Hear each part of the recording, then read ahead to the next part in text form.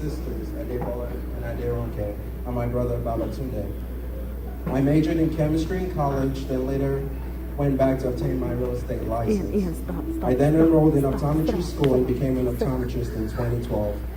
I wrote the book, The Nigerian Optometrist, in 2015 and climbed to top 5 under international books on Amazon. Woohoo! I'm currently working on my next book titled Continental Breakfast, which will be dedicated to the Nigerian girls abducted by the terrorist group Boko Haram. Ooh. I manage a real estate portfolio of about $600,000 that includes both Georgia and Ohio. I, like the other presenters, would consider myself successful. One fact I would like to point out, though, is that this is a common theme amongst Nigerians. Even in my average Nigerian household, education is being forefront. Aderonke is a medical doctor, and Adegbile and Babatunde are both nurses. I actually recently saw a video interview of another Nigerian you should all know, Dr. Fumi Taylor, discussing maternal health on Eyewitness News on Fox 39. Woohoo! That's your daughter, by the way. So I began to ask myself, why? What makes Nigerians so successful? There's the grace of God, but I know that that goes for all of God's children. So I began to look further into my life. Here's where it took me.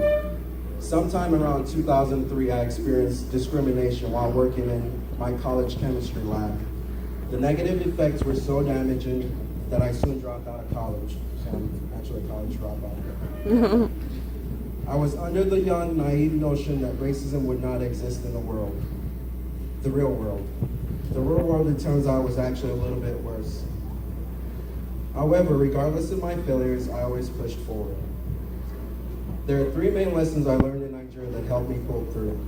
First, I learned it was okay to take calculated risks. I learned a good education is your best asset, even if you end up not using it. And above all, I learned there is no replacement for hard work. That's right.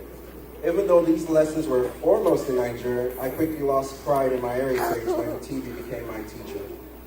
I remember getting a call from one of my Ethiopian friends one day, and he was laughing so hard he could barely get the words out. Ring, ring. Hey, Mikael. Kunle, you're on Oprah. Check it out right now, my best friend said. I turned on the TV and the title displays, How to Rob a Bank. Granted, most of the criminals were Nigerians, but Oprah failed to point out the many more Nigerians who weren't. Thankfully, I learned TV tends to teach you extremes, so you have to experience the truth from people, documentaries, and even your own objective research. So I have chosen today not to celebrate the accomplishments of myself and my colleagues, as I was requested to, but rather to celebrate what got them there. I want everyone in the audience to please stand up.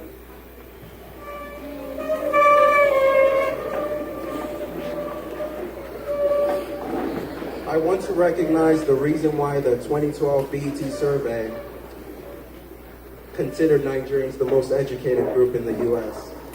I want to recognize the tough love that exists among Nigerians, where community parenting means neighbors are also responsible for your upbringing.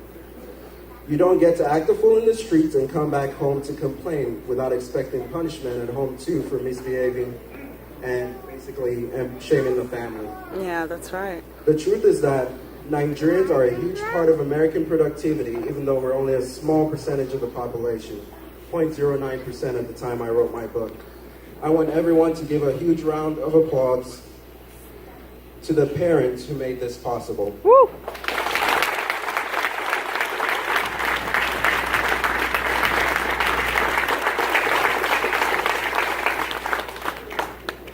You may be seated. You brought your children from a culturally different country to flourish abroad.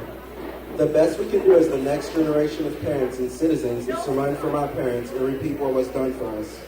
Parenting was your priority, and it shows. Our accomplishments are your accomplishments, and we are truly grateful.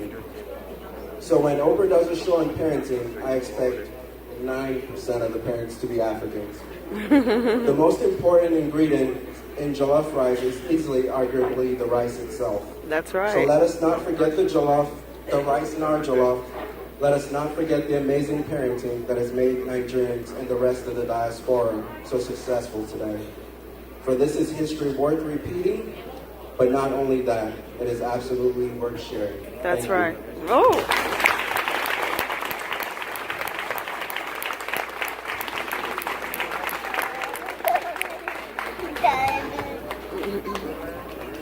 Thank you, thank you, thank you. I'm sure everyone